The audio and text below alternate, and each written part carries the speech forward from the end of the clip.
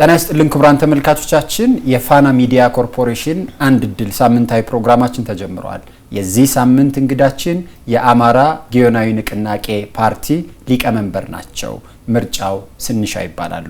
ከሳቸው ጋር ቆይታ እናደርጋለን። በቆይታችን ስለ ፓርቲው አጠቃላይ እንቅስቃሴ፣ ስለ እሳቤውና አጠቃላይ ፓርቲው ባለው አማራጮችና የኢትዮጵያን ሀገረ መንግስት ግንባታ የሚመለከትበት እይታ ላይ እናተኩራለን። አቶ ምርጫው ስለመጡ አመሰግናለሁ። ስለተገናኘን ደስ ብሎኛል። እግዚአብሔር ይስጥልኝ። ዳዊት ስለጋበዝከኝ አመሰግናለሁ። መጀመሪያ ጥያቄ የሚሆነው ከፓርቲያችሁ ስያሜ ነው። የአማራ ጊዮናዊ ንቅናቄ ይላል። ያው የአማራን ህዝብ ይወክላል ብዬ ልውሰድና ጊዮናዊ ንቅናቄ ማለት ምን ማለት ነው? ፈሰስ ማለት ነው። ከአማራነት ፈሰን በኢትዮጵያዊነት መንፈስ ሁሉንም እናዳርሳለን ብለን ተስፋ አድርገን ነው የጊዮንን ፈሰስ እዛ ውስጥ የጨመርነው። ስለዚህ ጊዮን ማለት የአባይ ሌላ ስም መጠሪያ ነው ወስዳችሁ? ትክክል ነው። ከፓርቲያችሁ እይታ አንፃር መጀመሪያ ማንሳት የምፈልገው ጥያቄ ፓርቲያችሁ የአማራን ህዝብ ጥቅምና መብቶችን አስከብራለሁ ብሎ የተቋቋመና የተደራጀ እንደሆነ የተለያዩ መረጃዎችን ሳገላብጥ አግኝቻለሁኝ። የመጀመሪያው ግን እንደ ሀገር የኢትዮጵያ ህዝብ እና የኢትዮጵያ ሀገር መሰረታዊ ችግሮች ምንድናቸው ብሎ ያምናል? ግን በዋናነት መሰረታዊው ችግር ፍትህ፣ ሰላም፣ ልማት ነው። በዋናነት ሀገሪቱ በአጠቃላይ በዙሪያዋ ያለው የብሔራዊ ደህንነት ስጋት ነው። እነዚህን በአእምሯችን ውስጥ ይዘን በዋናነት ደግሞ የቆምንበት ዋና መርህ መተከላችንና ድርጅት መስርተን ለመንቀሳቀስ ምክንያት የሆነን ግን በአማራ ህዝብ ላይ የደረሰውን መከራና ስቃይ በአቅማችን እንታደጋለን ብለን የኢትዮጵያ የፖለቲካ ስሪትን በተመለከተ አንደኛ ህገ መንግስት፣ ሁለተኛ የፌደራል አወቃቀር፣ ሶስተኛ በክልሎችና በህዝቦች መካከል ያለ መስተጋብር፣ እነዚህን በተመለከተ የተለያዩ ፓርቲዎች የተለያየ እይታ አላቸው። የእናንተ እይታ ምንድነው? የነዚህ ሁሉ መሰረት ህገ መንግስቱ ነው።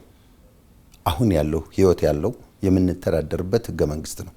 ይህ ህገ መንግስት ሲቀረጽም ሲጸነስም ጀምሮ አማራውን ያገለለ ነው ብለን እናምናለን። ዞሮ ዞሮ ዛሬ እየተዳደርንበት ነው። በውስጡ ሆነን ታግለን እንለውጠዋለን ብለን እየሰራን ያለንበት ህገ መንግስት ነው። ይሄን ህገ መንግስት በውስጡ በተሰጠው ቀዳዳ ባለው አጋጣሚ ሁሉ ተሰልፈን አጠቃላይ ስሪቱን ከህገ መንግስቱ የሚነሱ የመብት ጥቅሞች እና ጥሰቶችን ሁሉ ለይተን ባለው አጋጣሚ በመንግስትነት ህልውናን በማረጋገጥ ጥቅምን በማስጠበቅ በኩል ወደፊት ድሉ ሲኖረን ብንመረጥ ያንን ችግሮቻችንን ሁሉ እናርማለን ብለን እናስባለን። በዋናነት ግን ህገ መንግስቱ ነው ችግሩ፣ አግላይ ነው። በተለይ አማራውን ደግሞ እንዳገለለ ዛሬ ህገ መንግስቱ በየትኛው ድንጋጌና በየትኛው አንቀጽ ነው የአማራን ህዝብ ያገለለው? አመሰግናለሁ። ሲጀመር ወደ አንቀጹ ዝርዝር ከመግባት ይልቅ ሲጀመር ይሄ በወያኔ በሻዕቢያና በኦነግ አማካኝነት ሰናፌ ላይ ተረቆ በኋላም በእናቶ መለስ ዜናዊ በጎ ፈቃድ በቻርተር ስም መንግስታዊ ተቋም ባልነበረበት ቻርተር እንደ ህገ መንግስት ያንኑ ገልብጠው አምጥተው የአማራን ህዝብ አግልለው ለራሳቸው ጥቅምና ፍላጎት የአማራ ህዝብ ተገሏል የምትሉት ለምሳሌ በወቅቱ የህገ መንግስቱ አጽዳቂ የነበረው ስብስብ ውስጥ አቶ አዲሱ ለገሰ ነበሩበት። ከፈረሙት ሰዎች ውስጥ መካከል በአንድ ዘመን በተለይ ደግሞ ኢትዮጵያ ውስጥ የመጣው ለውጥ ተከትሎ የአማራ ህዝብ አንድ ጀግና ብሏቸው ሲጠሯቸው የነበሩት አቶ ደመቀ መኮንን ነበሩበት። እያንዳንዱ ሌላውን ብሔረሰብ በእንደዚህ አይነት መንገድ በወኪሎቹ ነው የተወከለው። ስለዚህ የአማራ ህዝብ በተለይ የተገሏል የምትሉት ከምን ተነስታችሁ ነው? በአማራውን በሚከሰው አክራሪ ነው በምንለው የኦሮሞ ፖለቲካ ውስጥ የሚባል ነገር አለ። ትንሽ ቀበጥበጥ ስትልና ወደ አንደኛው መንግስት ያደላህ ነህ ብለው ሲሉት ጎበና ይሉሃል። በጅማ ወደ መንግስት ጠጋ ስትል አባነጋ ይሉሃል። አባነጋ የሚባል ቅጽል ስም አለው። ልክ ጎበና ዳጨ እየተባለ በኦሮሞው የፖለቲካ ትርክት እንደሚነገር ሁሉ እና አዲሱ ለገሰ እኮ በኢትዮጵያ የፖለቲካ ህይወት እውነት ከሆነ ለፍርድ መቅረብ ያለባቸው ሰዎች ናቸው። እነ ታምራት ላይኔ በአማራ ስም እኮ ተንቀሳቅሰዋል። ምንድነው ከኢህድን ወጥተው የአማራ ተጠሪዎች እኛ ነን ብለው በጉልበት መንግስታዊ መዋቅሩን ለኢህአዴግ ጥቅም ሲባል ለህወሓት ጥቅም ሲባል ተቆጣጥረው በአማራው ላይ መከራውን ሲደፉበት የመጡ ሰዎች ናቸው። ስለዚህማ ባወራ ምን ጥቅም አለው? አልነበሩም።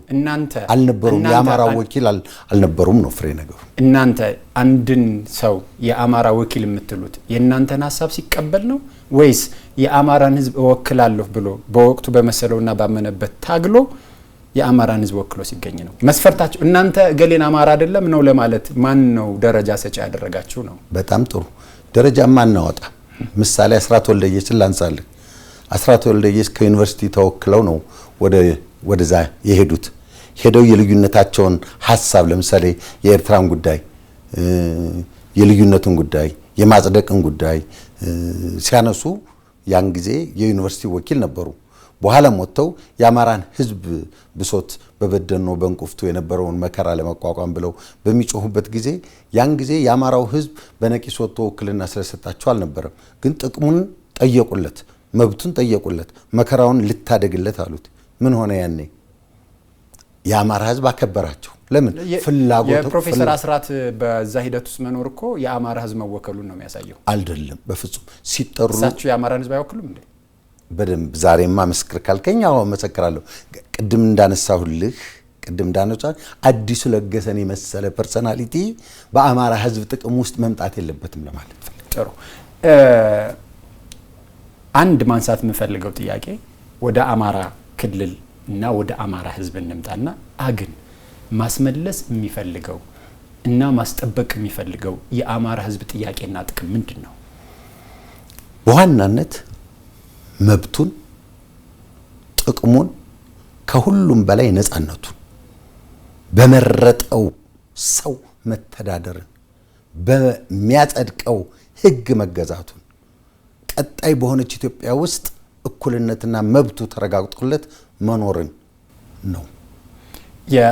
የአማራ ህዝብ ቀደም ሲል አንዱ ማስመለስ የምትፈልጉት የአማራ ህዝብ ነፃነቱን አጥቷል። በሌላ ቃለ መጠይቆት ውስጥ የህልውና አደጋ ውስጥ ወድቋል። እንደዚሁም ደግሞ የአማራ ህዝብ ከፍተኛ የሆነ በደል ደርሶበታል ብለዋል። ኢትዮጵያ በምትባል ሀገር ውስጥ የአማራ ህዝብ ከሌሎች ወንድምና እህቶቹ የተለየ ምን አይነት ጉዳት ደርሶበታል? ምሳሌ የወልቃይትን ልጥራልህ፣ ላንተም ለኔም ሌላውም ሰው ለመረዳት የሚቀለውን ነገር። የወልቃይት ህዝብ አማራ ነኝ ብሎ ኖረ። አማራ አይደለህም አለው ህወሓት መጣና አገዛዝ ሆኖ ገዢ ኃይል ሆኖ መጣና አይገባህም፣ እንደውም መሬቱ የኔ ነው፣ እንደውም ውጣ፣ እንደውም አርሳት በላም ስነግርህ ደግሞ ካልወጣህ ደግሞ አስራሃለሁ፣ ቀፈድድሃለሁ፣ ፍዳህን አስቆጥርሃለሁ አለው። ምን አረገው? ገደል እየቆፈረ አፈር እየጫነ በላዩ ላይ ከብት ነዳበት። ያ የአማራ ህዝብ ጥቃት ነው። የአማራ ህዝብ ውርደት ነው። የአማራ ህዝብ መፈናቀል ነው። ስቃዩን ቁም ስቅሉን አሳየው። ነጥዬ ነው የምነግርህ። ከዛ በኋላ በትምህርት በጤና በልማት የደረሰበትን ስቃይ በመፈናቀል በመሰደድ የደረሰበትን ስቃይ በመሬት እያነሳው ብነግርህ የደረሰውን ስቃይ ማርያም ትቁጠረው። ፍሬ ነገሩ አዎ በብዙ መንገዱ ማወራልህ ለትግሉ መነሻ የሆነን የጊዜ ሰሌዳው በዚህ ዘመን እንደመሆኑ መጠን የተነሳንበት ህወሓት በአማራ ህዝብ ላይ ያደርግ የነበረው ይፈጽም የነበረው ግፍናን መከራ መሰረት አድርገን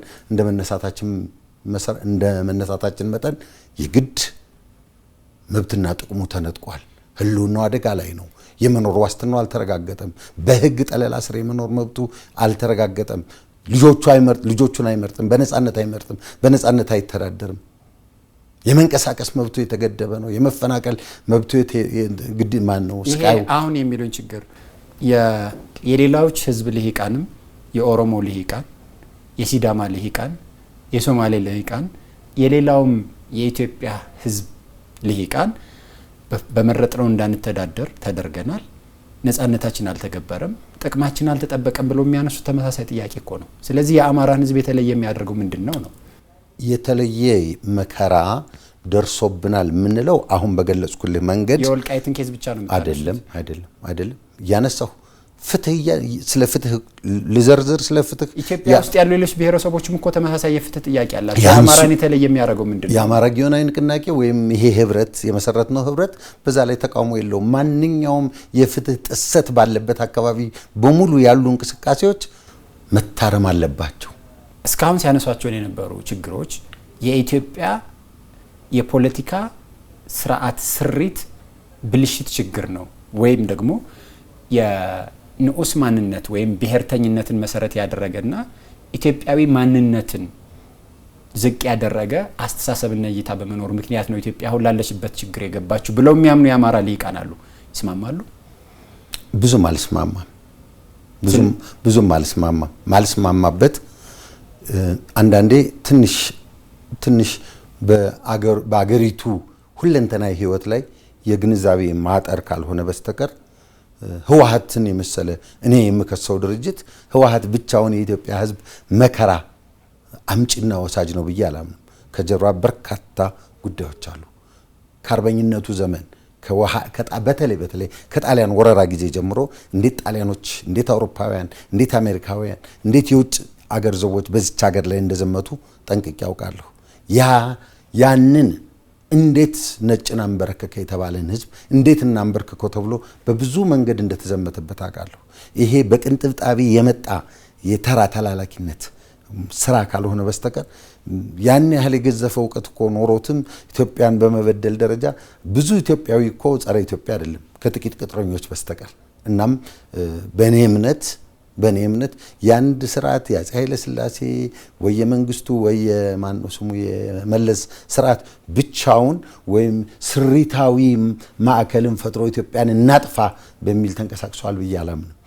እናጥፋ ብለው ግን በባርነት ማቀን እንድንኖር ሰው እንዳንሆን አገራዊ ህልውና እንዳይኖረን ግን የሚታገሉ በጣም የጠነከሩ ጉልበታም መንግስታት ከጀርባው እንዳሉ አውቃለሁ። ብሔርን መሰረት ያደረገ የፖለቲካ አስተሳሰብና ብሔርን መሰረት ያደረጉ ድርጅቶች መብዛት ለኢትዮጵያ ስጋት ነው የሚል እይታ ያላቸው ሰዎች አሉ። አግን ምን ይላል?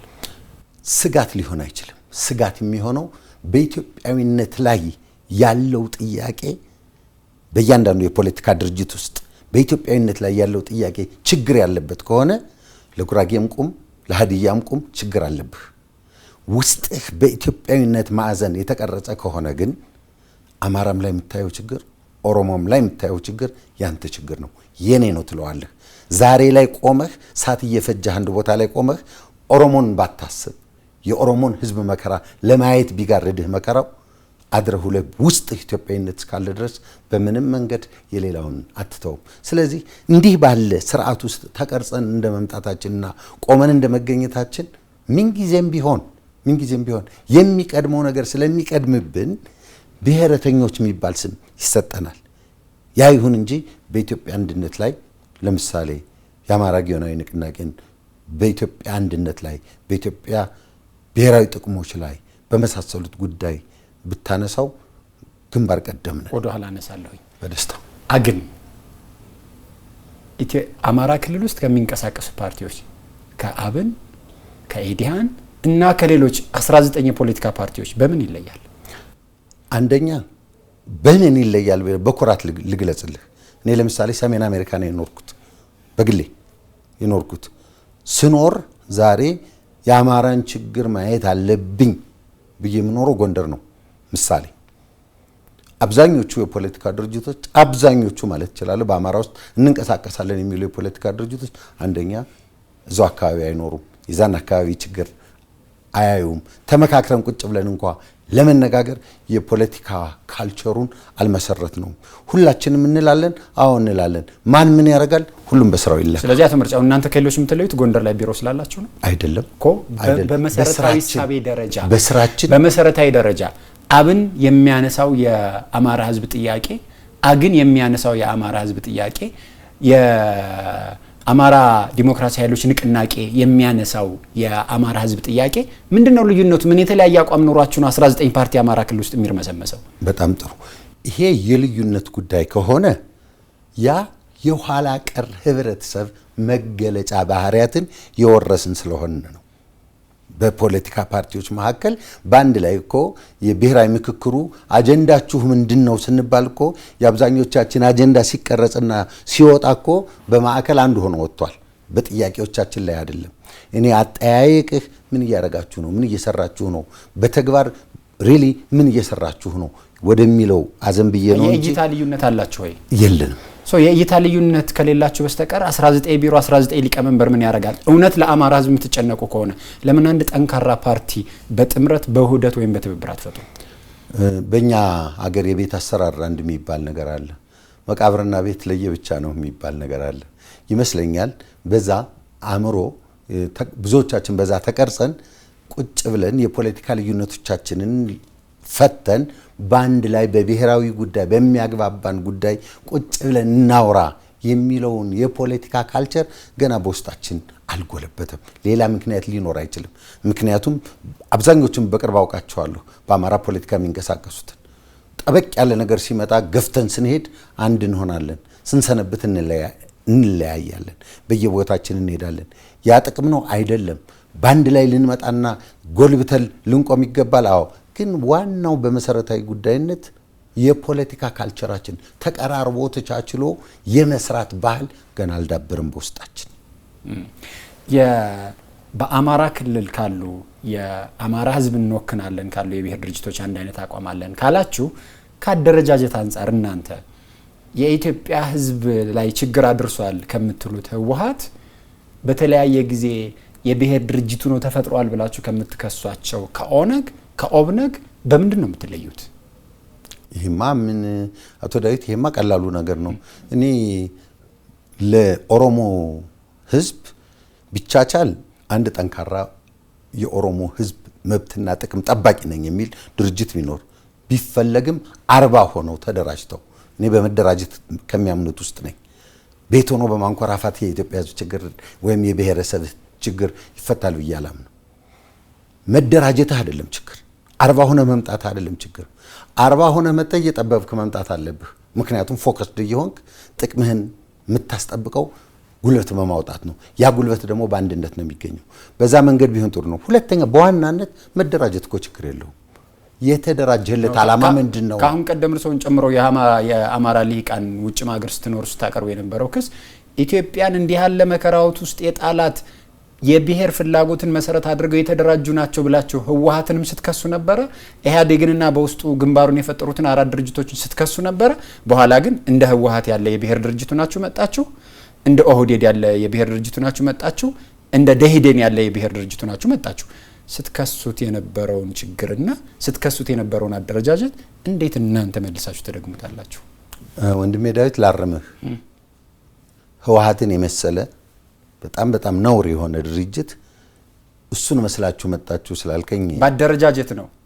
እሱን መስዬ አልመጣሁ። የብሔር ድርጅት እኮ ናችሁ እናንተ። አንደኛ አይደለም። እኔ የመንግስቱ ኃይለማርያም መንግስት ሲወድቅ እዚህ ሀገር ነበርኩ። ስለ ህወሓት ከመምጣቱ በፊት ከመጣም በኋላ የሰራውን አውቃለሁ። ህወሓት ማን እንደሆነ ከመጀመሪያው ኢንሴፕሽን ጀምሮ ህወሓት ማን እንደሆነ አውቃለሁ። ህወሓት ጸረ ኢትዮጵያ ድርጅት ነው። የተግባር አይደለም፣ ጸረ ኢትዮጵያ ድርጅት። እኔ የኢትዮጵያ ህዝብ አንድነት አቀንቃኝ ነኝ። በግሌ የኢትዮጵያ ህዝብ አንድነት አቀንቃኝ የሆኑት አቶ ምርጫው የአማራ ጊዮናዊ ንቅናቄ ውስጥ ምን ያደርጋሉ? ምክንያቱም በዚህ ስርዓት ቆሜ ልንቀሳቀስ የሚችልበት መሬት የአማራ መሬት ብቻ ነበር እኔ ፓርቲ ስመሰርት። አንድ ሁለተኛ በህገ መንግስቱ ህዝቦች፣ አገሮች፣ ምኖች እያለ በሚገለጽበት ህገ መንግስቱ ውስጥ መንቀሳቀስ የሚቻለው አንድን ህብረተሰብ ወክለህ ስትገኝ ካልሆነ በስተቀር አክብሮትም የለህም። እሱ ብቻ አይደለም፣ መቆሚያ መሬት ነበረኝ እንዴ? ምናልባት ወደኋላ እንዳልወስድህ እንጂ በአንድ ወቅት ዋሽንግተን ውስጥ ስኖር 26 የፖለቲካ ድርጅቶች ነበሩ። ታምናለህ? አንድ የአማራ ድርጅት እንዳልነበረ ከዛ ውስጥ በአንድ የአማራ ሰው የሚመራ ድርጅት አልነበረም።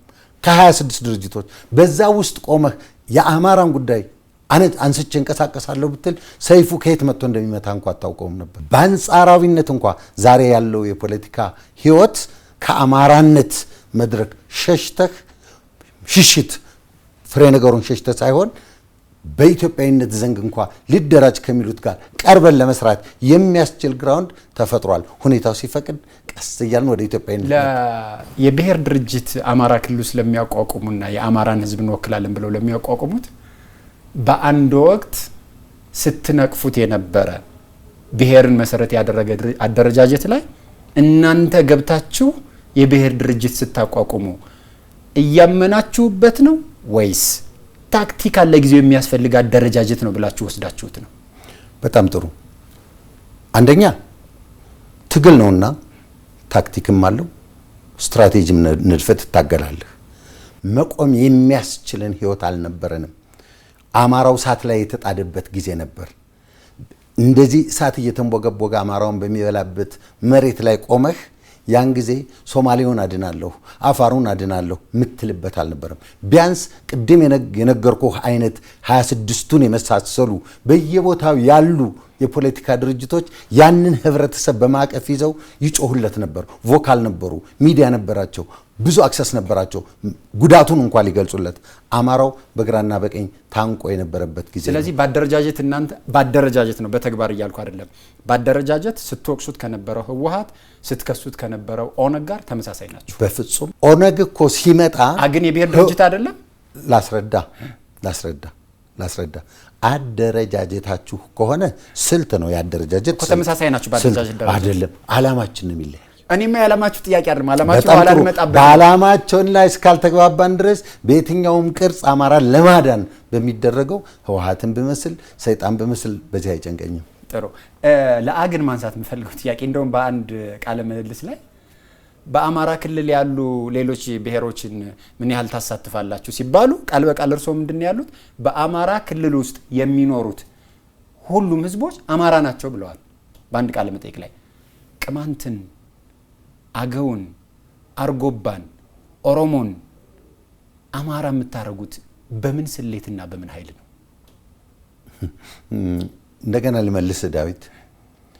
ለኔና ላንተ ባንተም በኔም እድሜ ዕውቀት እነዚህ ነገሮች ተጋነው ወጥተው የህዝብ ጩኸት የሆኑት መቼ ነው? ከህወሓት ጎልብቶ መውጣትና ህወሓት አማራንም ሌላውንም ከፋፍዬ አማቅቄ ገዛለሁ በሚል የቀረጻቸው ፕሮግራሞቻቸው እንጂ ለምሳሌ እኔ ጎንደር ነው ተወልጄ ያደግኩት። ጎንደር ውስጥ ቅማንት በዚህ አገው በዚህ የሚባል ነገር የለም። እኛ ስናድግ እስላም ክርስቲያን አንድ ሆነን ያደግነው፣ አንድ ላይ እየበላን እየጠጣን ያደግነው። እነዚህ የተራገቡት በዓመተ ምህረት ለይተን ብናያቸው ከህወሓት በኋላ የመጣ ነው። ሰው ደንቁር ሲለኝ አልደነቁርም። ምክንያቱም አንተ ማንነትህን ራስ አውልቀህ ስትጥለው ኦ ብራቮ ዳዊት አንተ ኮቴ አላማረም ብለህ ጣልከው አልልም። አረ ይሄ ጋምቤላ ነው፣ አረ ይሄ ብርድ ነው ይበርድሃል፣ አረ ይሄን ጋቢ ደርበው ማለት የኔ ፋንታ ነው። እነዚህን ሰዎችም አማሮች ናቸው ስንል መጀመሪያ እኮ ስለ ብሔረሰብ የሚያስወራ የፖለቲካ ህይወት አለው እንደ አማራው? የሚበላው የለውም፣ የሚጠጣው የለውም፣ ህይወት የለውም፣ ነፃነት የለውም። ይሄ ሁሉ የሌለው መብት ይሄን ሁሉ የሌለውን መብት ይዘን ህወሓት በቀደረ ለነገሩ ጣሊያኖች ናቸው እነሱ በከፈቱልን ቦይ ሌሎች ገብተው ሲንጨባረቁ አብረን አዎ እነሱማ ልክ ነው እኮ ቅማንቶች ናቸው እያልን ወንድሞቻችንን ለምን እንደተደራጁ እንዴት እንደተደራጁ ማን እንዳደራጃቸው እየተረዳን አላጨበጨበም። እውነቱን ፖለቲካሊ እንኳ ኮሬክት አሁንም እየደገሙት ነው። አማራ ክልል ያለው ቅማንት አማራ ነው። ደግመዋለሁ። ቅማንት አማራ ነው። አገው አማራ ነው። የኦሮሞ ልዩ ብሔረሰብ ላይ የሚኖሩ ኦሮሞዎች አማራ ናቸው። ልዩ ነን ይሉናል እነሱ። ልዩ ነን ይላሉ።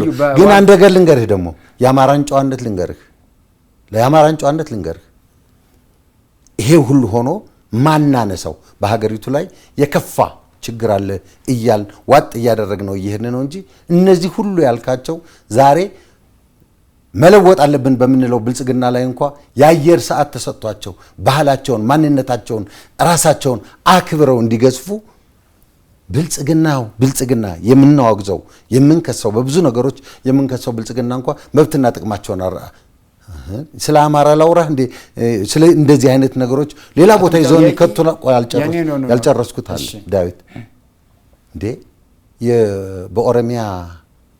ኦሮሚያ በሚባለው አስተዳደር እኮ አማራ ግማሽ በግማሽ ነው። የ15 ደቂቃ ሬዲዮ አለው እንዴ? መብትና ጥቅሙን የሚያስከብርበት አለው እንዴ? አለው የለውም እኮ። ስለዚህ አሁን እርሶ ባቀረቡት ሀሳብ መሰረት ሊሄድ በእርሶ አገላጭ ልጠቀምና ኦሮሚያ ክልል የሚኖር አማራ መብቱና ጥቅሙ አልተከበረለትም ብለው እየተከራከሩ ያሉ ሰው አማራ ክልል ውስጥ የሚኖር የራሴ ማንነት አለኝ የሚለውን አገው፣ አርጎባ፣ ቅማንት አማራ ነህ ብለዋችሁ በግድ አማራ ልታረጉት እኮ እየፈለጋችሁ ነው ያላችሁት። መፈለግ አይደለም ካለመፈለግም በላይ መብትና ጥቅማቸው ተከብሮ ሚዲያው ተሰጥቷቸው ስልጣን ተሰጥቷቸው በምክር ቤት ወንበር ተሰጥቷቸው እነዚህ የምትላቸው ሰዎች መንቀሳቀሳቸውን እኮ እናውቃለን። ስንል ግን በቃለ መጠይቁ አማራ ክልል ውስጥ የሚኖረው የትኛውን ብሔረሰብ አማራ ነው ያሉት ከየት አምጥተው ነው? ክልልማ በአማራ ክልል ምን ያደርጋል? ስለዚህ አማራ አጥብቀህማ ካመጣኸው ከአማራ ክልል ይውጡ እያሉኝ ነው። ከፈለጉ አይደለም አስገድዳችሁ ታስወጣችሁ አይደለም። አስገድደን ያስቀመጥነው እኮ የለም።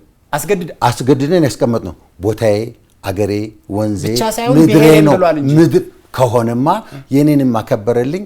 ወንድማማቾች ነን። አብረን ለሰላም እናንተ ታከብሩለታላችሁ። እናንተ እኮ ናችሁ የነገርኩ። ስለዚህ ካሁን በፊት በቃለ መጠይቁ ላይ የተናገሩት ንግግር ስህተት ነው ማለት ነው። አረ በፍጹም አልተሳሳትኩም። አሁንም አቋሜ ቅማንት አማራ ነው፣ አገው አማራ ነው፣ አሁንም አማራ ነው።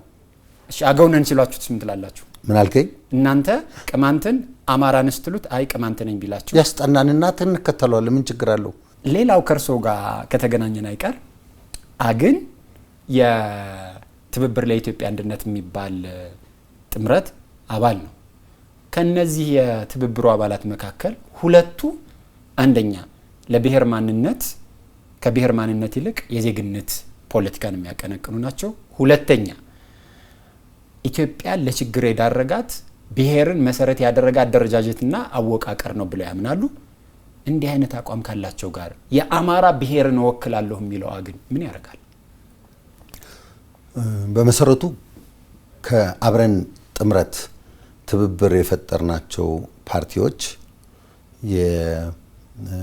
የመላው ኢትዮጵያ አንድነት ድርጅትም ሆነ እናት ፓርቲም ሆነ የሀፓም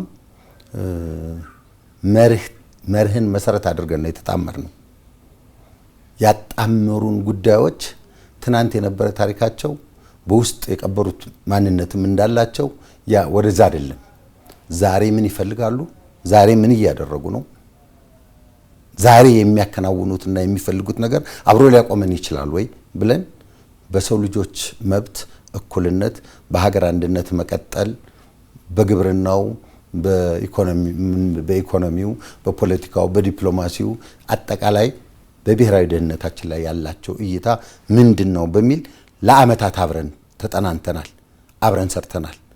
ያንን የነጠረ አንድ የሚያረገንን የጋራ አቋም ይዘን ነው ወደዚህ የመጣ ነው፣ ወደ መንግስት ስልጣን ጥያቄ የመጣ ነው። ትብብሩ እኮ እናንተ ወክለዋለሁ የምትሉትን የአማራ ህዝብ እንደ ብሔር መደራጀቱ ትክክል አይደለም ብሎ የሚያምን እኮ ነው። እንደ ብሔር መደራጀትን የሚከለክሉ ፓርቲዎች ጋር እንደ ብሔር የተደራጀ አግን ምን ይሰራል ነው ጥያቄ። አይቀበሏችሁም። በሌላ አነጋገር የእናንተን መኖር አይፈልጉትም።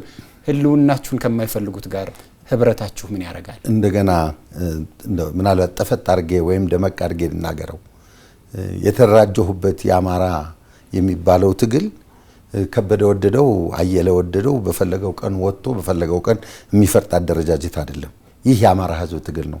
የአማራን ህዝብ ትግል አንድ የፖለቲካ ድርጅት ስለናቀው የአማራ ህዝብ ትግል አይሰበርም።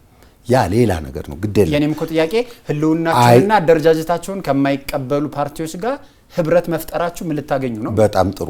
እነዚህ የፖለቲካ ድርጅቶች ቀደም ብዬ እንደገለጽኩልህ የኛን ዓላማ ፍላጎት ምን እንደሆነ ጠንቅቀው አውቀው እኛም ዛሬ ያላቸውን የእያንዳንዳቸውን የፖለቲካ ፓርቲዎች ዓላማና ፍላጎት ተረድተን አንድ የሚያረገን ምንድነው?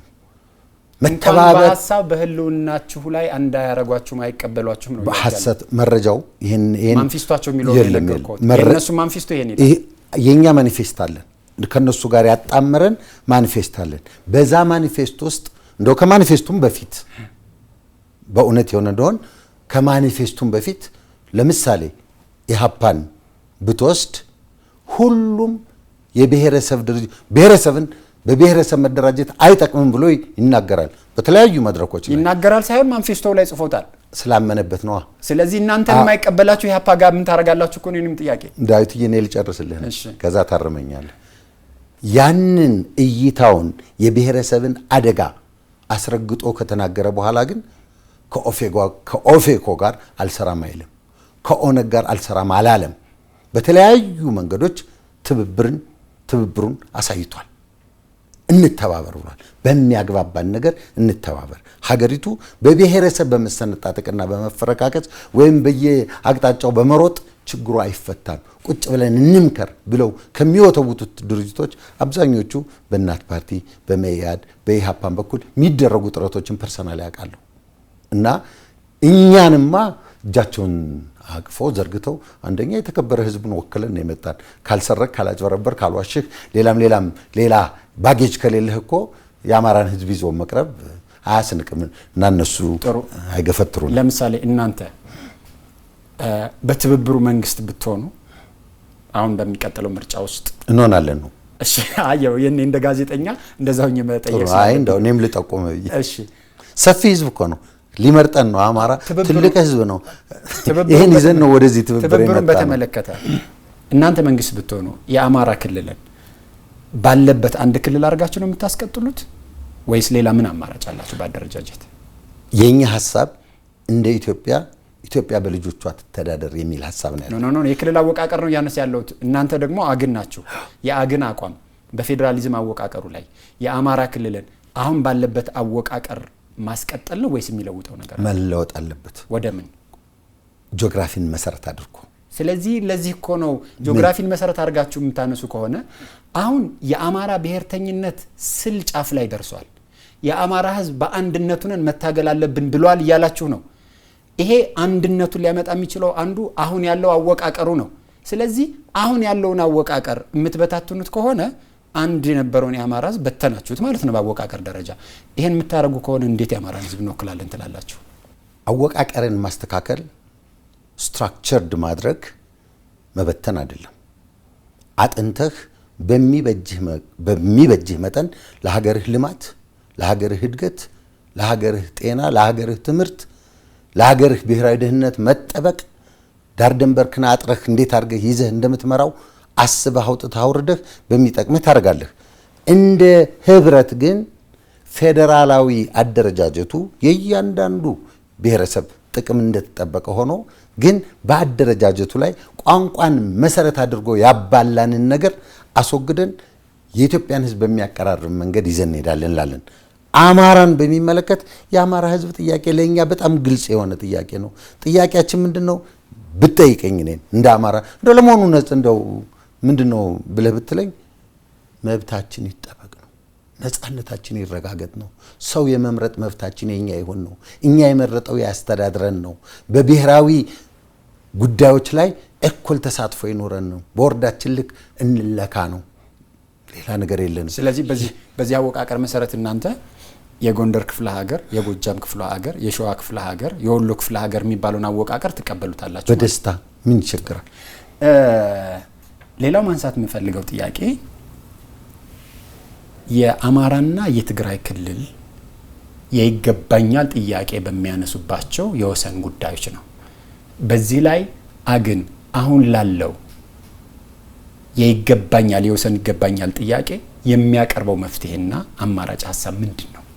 አንድ ኢትዮጵያዊ ለሆነ ሰው፣ ጤናማ አእምሮ ላለው ሰው፣ ኢትዮጵያ ውስጥ ላለው ስቃይና መከራ ለሚረዳ ሰው ዛሬ ያ መሬት የኛ መጨቃጨቂያ ሊሆን አይገባም ነበር። ግን ከሆነ ደግሞ የመሬቱ ባለቤት አማራ ነው። ምንም ወዲያ ወዲህ የለውም። በታሪክ የተደገፈ ግልጥ ያለ ነገር አለው። መፍትሄያችን ትምህርት ነው፣ ማስተማር ነው። እያንዳንዱ ኢትዮጵያዊ መንቃት አለበት። ብሔራዊ ፈተና አለበት፣ ብሔራዊ መከራ አለበት። የተደገሰለት ጥፋት አለ። አባይን እዚህ ላይ ቆልፎ ይዞ በዛ በኩል በራሱ ተራራ ታጥሮ ባህር በር አልባ ሆኖ እንደገና ምስራቅ አፍሪካንና ቀይ ባህርን ዓለም እየተሻማውና እየተራኮተ በዚህ የግሎባላይዜሽን ዘመን ኒው ወርልድ ኦርደር መጥቶ ቁጭ በሉ ብድግ በሉ ተብሎ የኢኮኖሚ ፍጅት ባለበት ጊዜ እኔን የመሳሰሉ ደንቆሮዎች እየተነሱ በሚያራኩቱት ነገር አማራና ትግሬ መጋደል የለበትም። ቆመህ አንድ ላይ ቆመህ ችግርህን ፍታ ብለን ማስተማርን አስቀድመን መፍትሄውን እናመጣለን ብለን እናምናለን። በዚህ ጉዳይ ላይ አንዳንድ ልሂቃን የሚያቀርቧቸውን አማራጭ ሀሳብ ላንሳና የሁለቱ የክልል መንግስታት የይገባኛል ጥያቄ በሚያነሷቸው የአስተዳደር ወሰኖች ላይ አንደኛ በህዝብ ውሳኔ እና ዲሞክራሲያዊ በሆነ መንገድ እልባት ያገኝ የሚሉ አሉ። ይሄ እልባት እስኪገኝ ድረስ ደግሞ አካባቢው በፌዴራል መንግስት እየተመራና ተጠሪነቱ ለፌዴራል መንግስት ሆኖ ይቆይ የሚሉ አሉ። አግን እዚህ አማራጭ ሀሳብ ላይ ያለው አቋም ምንድነው? በየትኛው መንገድ ይቆይ? ኢትዮጵያውያን የከፋ ችግር ውስጥ ነው ያለ ነው። አሁን አንተና እኔ ስናወራ ዛሬ በርካታ ችግር አለበት። የአካባቢ በርካታ ችግር አለበት። መሬቱ ከሚያጣላን በላይ እንደ ሀገር እንዳንቆም የሚያደርገን በርካታ ችግር አለበት። እዛ ላይ መቆዘም አለብን። እዛ ላይ ጊዜ ማጥፋት አለብን። እዛ ላይ መወያየት አለብን። እነዚህ ምሁራን ህዝቡን አቀራርቦ ማነጋገር አለባቸው። በትግራይ ያሉ፣ በአማራ ያሉ፣ በማዕከላዊ መንግስት ደረጃ የተቀመጡ በባለስልጣንነት የተቀመጡ ኃላፊነት ያለባቸው በሙሉ ቁጭ ብለው መነጋገር አለባቸው። ዛሬ አይድንም። ዛሬ አማራ ቢይዘው አሁን በሚቀነቀነው አሁን የትግራይ ህዝብ በሚቀነቀንለት ዜማ ነገ ከነገ ወዲያ ሰላም አይመጣም። ምታየው ነው። ዙሪያ ገባው ያለንበት ሁኔታ የታወቀ ነው። እንደኔ ችግሩ ይፈታል። ችግሩ የሚፈታው መሰለ ሞክረናል። ለምሳሌ እንደ አግን የተሳተፍንበት የአማራና የትግራይ ልሂቃን አንድ ላይ ሆነው ተነጋግረው ይህን ችግር መፍታት አለባቸው ብለን የተለያዩ ስብሰባዎች አድርገናል። ያ ችግር ግን በህዝቡ መፈታት አለበት። ልሂቃኑ መፍታት አለበት። ከመሬቱ በላይ ሰው እኮ ነው መሬት። ወደ ጠቅላላ አካባቢ ጉዳዮች እንምጣ። በተደጋጋሚ እርስዎ እንደሚያነሱት ኢትዮጵያ በተለያዩ የውጭ ኃይሎች እይታ ስር ያለችና የውጭ ኃይሎች ብሔራዊ ጥቅማቸውን ለማስጠበቅ ሲሉ በኢትዮጵያ ውስጥ ያሉ ልዩነቶችን የማስፋትና የመጠቀም አካሄድ እንደሚጠቀሙ ታሪክ አጣቅሰው በተለያየ ጊዜም ሲያነሱ ሰምቻለሁ። የኔ ጥያቄ እንደ አግን የኢትዮጵያ ብሔራዊ ጥቅም ይሄን ሀገር ማንም ይምራው የትኛውም ፓርቲ ተወዳድሮ ያሸንፍ በዚህ ሀገር ብሔራዊ ጥቅም የግዛት አንድነትና ሉዓላዊነት ላይ ለሚሰነዘር ጥቃት ምላሻችሁና አቋማችሁ ምን ይሆናል? በኢትዮጵያ በብሔራዊ ጥቅማችን ላይ አንደራደርም። ውይይት የለውም። ማን አንተ ገዛህ እኔ ገዛሁ ከበደ ገዛ እየለ ገዛ it don't matter. what matters is የኢትዮጵያ ብሔራዊ ደህንነት መረጋገጥ አለበት። በየትኛውም ሁኔታ አግን አናርኪዝምን አይቀበልም። መፍረስን አይቀበልም። በመፍረስ የሄድንበትን ነገሮች እናውቃለን። በተለይ ደግሞ ይሄ ሊያፈርሱን የሚመጡት ኃይሎች አውሮፓውያን በለው አሜሪካውያን በለው አረቦቹ በለው ግብጾቹ በለው ተርኪሾቹ በለው ዩኔሚት ቀይ ባህርን ለመቆጣጠር አባይን ለመቆጣጠር የሚንቀሳቀሰው ኃይል ሁሉ አሽከር ሳይዝ ለብቻ እንዳልቻለን ታሪክ አሳይቷቸዋል። ዛሬ ያላቸው አማራጭ ወይኔን ወይ አንተን መግዛት ነው። እኔ እናንተ ደግሞ በዛ ተገዝተን በዚህ አይነት የተጨማለቀ ህይወት ውስጥ ሚኖር ያግን አባል የለም። በህብረታችን ውስጥ በትብብራችን ውስጥ ይሄን በሚመለከት በጣም ግልጽ የሆነ ውይይት በጣም ሰፊም ግልጽም የሆነ ውይይት ተካሂዶ በየትኛውም መንገድ በብሔራዊ ጥቅማችን ላይ ዘብቋሚዎች ነን። ኢትዮጵያ የቀይ ባህር ተዋሳኝ ሀገር በመሆኗ ወደ ቀይ ባህር መመለስ አለባት የሚል ሀሳብ የሚያነሱ ፓርቲዎች አሉ። ኢትዮጵያ የአክሰስ ቱ ሲ ወይም ደግሞ የባህር በር ሉዓላዊ የባህር በር ያስፈልጋታል የሚሉ አሉ። ከዚህ አንጻር እና በዚህ አቋም ላይ የአግን እይታና የአግን አቋም ምንድን ነው? የኢትዮጵያ የተፈጥሮ ወሰኗ ቀይ ባህር ነው። የኢትዮጵያ የተፈጥሮ ወሰኗ ቀይ ባህር ነው። እያንዳንዱ በዚህ ትውልድ ያለ ሰው በሙሉ ይህንን ሊረዳልን ይገባል ብለና የኛ አቋም ብቻ አይደለም። በግድ ህብረተሰቡ ባለፉት 30 ዓመታት ሻዕቢያ ተደራጅቶ አቅም ፈጥሮ ጸረ ኢትዮጵያ ከሆኑት የምናውቃቸው የአረብና የአውሮፓ ሀገሮች ጋር ሆኖ ጠላቂ ጀልባዎችን እየሰጠ ሰራዊቱን አስመጥቶ የአራት ወደብ ባለቤት የነበረች ሀገር ራቁቷን አቁሟል። ይሄንን ሰው ቁጭ ብሎ ካየ ሞት ነው። ስለዚህ በእናንተ በኩል ኢትዮጵያን የባህር በር ባለቤት ለማድረግ ኢትዮጵያ የራሷ ወደብ እንዲኖራት ለማድረግ ምን አይነት አቋም እና ምን አይነት ስትራቴጂ አላችሁ? አቋማችን አሁን የገለጽኩልህ ስትራቴጂ ሳላችሁ ይሄን ለማስመለስ ስትራቴጂያችን ቀላል ነው። የኢትዮጵያን ሕዝብ መድረኩን ክፈትለት ለፋና። ይሄ የሚያላግጥ አሚኮ የሚባል ይሄ እናንተ የሚያላግጡ የሬዲዮ ጣቢያዎች አሉ። ራስ ግሯ አገሪቱ ታንቃ ዘፈን ሲያዘፍን የሚውላል። ያንን ሁሉ ልቀቁትና ታሪኩን አስተምሩት። ዳር ድንበሩን እንድናስተምር እድል ስጡን። ማን እንደሆነ ዳር ድንበሩ፣ መብቱ፣ ጥቅሙ የት እንደሆነ፣ ትናንት ማን ነበር፣ ዛሬ ምን ሊሆን፣ አንደኛ አቅማችንን እናስተምረዋለን። አቅማችን የትየለሌ ነው። በምስራቅ አፍሪካ ትልቁ ኃይል ነን። ዕውቀቱ፣ ጉልበቱ፣ ገንዘቡ የትየለሌ ነው። ይሄንን ነው ጉሮሯችንን አንቀው የነጠቁን። ከዚህ ላይ ከብሔራዊ ጥቅምና ደህንነት ጋር በተያያዘ ማነሳው ጥያቄ ለኢትዮጵያ የውጭ ተጋላጭነት ምክንያቱ በውስጥ ያሉ አለመግባባቶችና ችግሮች ናቸው። እርስዎ እወክላለሁ የሚሉት የአማራ ሕዝብ የሚኖርበት የአማራ ክልል የተለያዩ ትጥቅ ያነገቡ እንቅስቃሴዎችና ግጭቶች ያሉበት አካባቢ ነው። እንደዚህ አይነት ችግሮችን ለመፍታት አግን አማራ ክልል ውስጥ ያለውን የሰላም እጦትና ግጭት ለመፍታት የሚያስችል የተለየ አማራጭ አለው ወይ?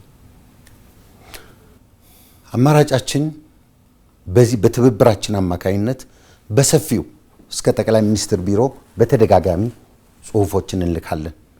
ምንልከው ጽሁፍ የኢትዮጵያ ብሔራዊ ደህንነት የሚጠበቀው በፖለቲካ ፓርቲዎች መካከል ያሉ ልዩነቶች በጠረጴዛ ውይይት መፈታት ሲችሉ ነው። በተለያየ ምክንያት የኛ ወንድሞች የኛ እህቶች ትጥቅ አንስተው ጫካ ገብተዋል። በተለያየ ጉዳይ እምነት አላቸው። ውስጣቸው ያመነበት ነገር አለ። ትጥቅ ያስጨበጣቸው ነገር አለ። ያን ትጥቅ ያስጨበጣቸውን ነገር እንደኔ ያለ ለምሳሌ እኔን ብትጠይቀኝ ያሉበት ድረስ ሄጄ አነጋግራለሁ። ሄጄ እንዴት ነው ምንድነው የምትፈልጉት ብዬ አነጋግራለሁ። ከነሱ አንደበት ሰማለሁ፣ ከነሱ ጆሮ ሰማለሁ። በተለያዩ መንግስታዊ መዋቅሮች በሚደረጉ ስብሰባዎች እንሳተፋለን። እነዛን ጥያቄዎች ከነሱ የምናገኛቸውን ጥያቄዎች እናነሳለን። ምንለው ምንድነው እናምጣው፣ ጠመንጃቸውን እንደያዙም ቢሆን እንወያይ። መንግስት ደግሞ ከይስሙላው ንግቡ ከገንዘብ ማታለያው መሬት እንሰጣችኋለን ከሚለው ይልቅ መብትና ጥቅማችሁን አስጠብቃለሁ። ምንድነው የምትፈልጉት? እኔ በምን ላግዛችሁ? ባንድ ላይ ሆነን ለመሄድ ምንድነው ችግራችን ብሎ እኛንም መድረክ አድርጎ እንዲጠቀምብን እየወተወትን ነው። ስትራቴጂካሊ መንግስትን በማዳከም ኢን ሴንስ እንዲረዳን በማድረግ የነዚህንም ሰዎች መከራና ስቃይ ዳዊት ሄደ ብታይ የኛ ሀገር የፖለቲካ ካልቸር ደካማ ስለሆነና እናንተ ጫካ ገብታችሁ ያሉበትን ህይወት እንድታዩ የሚፈቅድ የፖለቲካ ሁኔታ ስለሌለ ነው እንጂ በጣም በእጅጉ የሚያሳዝን ሰራዊት ፈሷል። እዛ 200 ሺህ ብር የሚገዛ ክላሽ ያንዳንዱ አንዳንድ ጥንድ በሬ አይደለም 4 ጥንድ በሬ ሊገዛ የሚችል ክላሽ ያን ሁሉ ተሸክሞ ዛሬ የአማራ ወጣት ርያለ ነው፣ እየተዋጋ ነው። ትናንት የሞተልን ዳር ድንበራችንን ጥቅማችንን ለማስከበር የሞተልን መከላከያ ተመልሶ እየተወጋ ነው። የሚዋጋው ማን ነው? አማራ። የሚዋጋው ማን ነው? ኦሮሞ። የሚዋጋው ማን ነው? ትግሬ። የሚዋጋው ከማን ጋር ነው? ከመከላከያ። መከላከያ የማን ነው? የፌደራል ነው የሚባለው። በዚህ ትርምስ ውስጥ ብሔራዊ ጥቅማችን አይጠበቅም። የአማራ ጥቅም አይጠበቅም። የኦሮሞ ጥቅም አይጠበቅም። በጭራሽ አይጠበቅም። የሚጠበቀው ሁላችንም ወደ ጠረጴዛ ወደ አእምሯችን መምጣት አለ። እናንተ መንግስትን ለሰላም ዝግጁ ሁን ብላችሁ የምትጠሩትንና የምትወተውቱትን ያህል ለታጣቂዎቹ እንደዚህ አይነት መልእክት አስተላልፋላችሁ ወይ? እናረጋለን። ግን በመነሻ ቅድም እንደነገርኩህ የፖለቲካ ካልቸራችን የመቻቻል፣ የመከባበር፣ የመተሳሰብ ዳዊት ከኔ ቢለይም በሐሳቡ ምንድነው ያለው የውስጡ ፍላጎት ምንድነው? ዳዊትን የሚያነጋግረኝ ለምንድን ነው? ለበጎ ነው ከሆነ ለምን? በሌሎች ሀገሮች እኮ የኮንቬንሽናል ጦርነቶች በግለሰቦች ውይይት ይፈታል።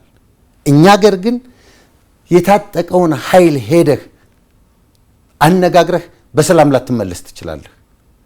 አልተቻለም። ትናንት ሽማግሌዎች እንዲሆነዋል እንደዚህ ነው እንዲያረጋሉ ስለተባለ ግን እኛ ተሰብረን አልቀረንም። እየሞከርን ነው፣ እናነጋግራለን። ብሔራዊ ምክክሩን ሂዱ ብለናቸዋል። አስፈላጊ ከሆነ ሂዱ ጫካ፣ አስፈላጊ ከሆነ እንደ ጎንደር እንደ ጎጃም ባሉ ቦታዎች ልባዊ የሆነ እውነተኛ ለውጥ ፈላጊ የሆኑትን ሰዎች ቁጭ በሉና ባለቤቶችን አነጋግሩ፣ እኛ መድረክ ሆነን እናገልግል ብለናቸዋል። እንሄዳለን። የመጨረሻ ጥያቄ ኢትዮጵያ ካለችበት ሁኔታ እርሶም ከሚኖሩበት አካባቢ የሚመነጭ ጥያቄ ነው።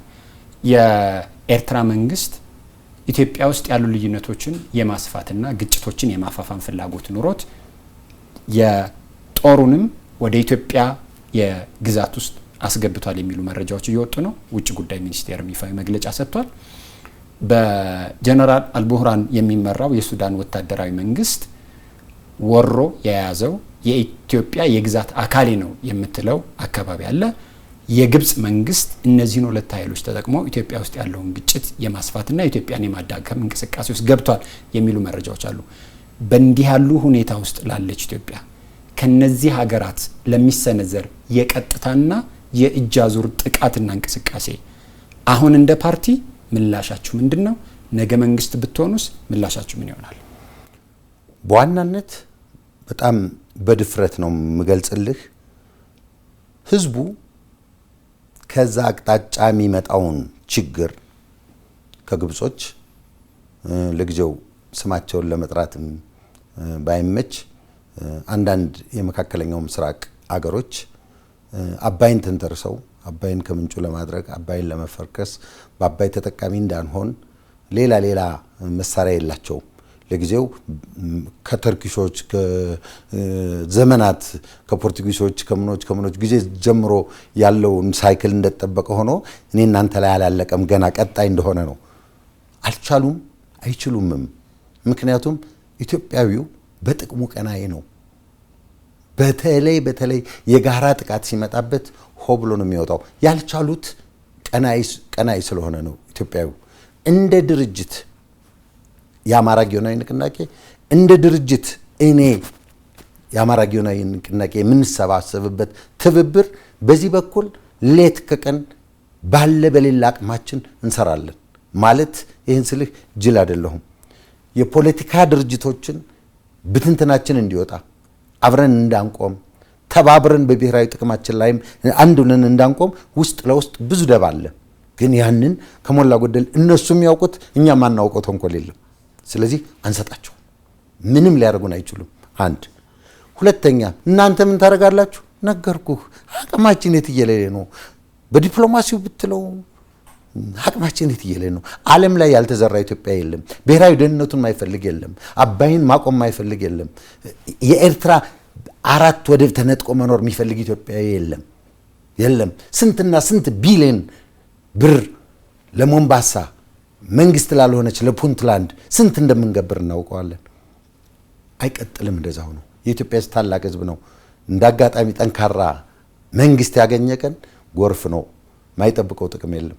አመሰግናለሁኝ አቶ ምርጫው ስንሻው የአማራ ጊዮናዊ ንቅናቄ ሊቀመንበር በዚህ ቦታ ተገኝተው ለጥያቄዎች ምላሽ ስለሰጡን የፓርቲዎትን በአንድ በኩል እንደዚሁ ደግሞ የኢትዮጵያ ትብብር ለኢትዮጵያ አንድነት ስብስብ አካል የሆነው የፓርቲውን ሀሳቦች ስላጋሩንና ለጥያቄዎች ምላሽ ስለሰጡን አመሰግናለሁ። ሰርስትልኝ ዳዊት እንበርታ። አመሰግናለሁ። ክቡራን ተመልካቾቻችን በፋና ሚዲያ ኮርፖሬሽን የአንድ ዕድል ሳምንታዊ ፕሮግራም የአማራ ጊዮናዊ ንቅናቄ ፓርቲ ሊቀመንበር ከሆኑት አቶ ምርጫው ስንሻው ጋር ያደረግነው ቆይታ ይህንን ይመስላል። አብራችሁን ስለነበራችሁ እናመሰግናለን። ጤና ይስጥልን።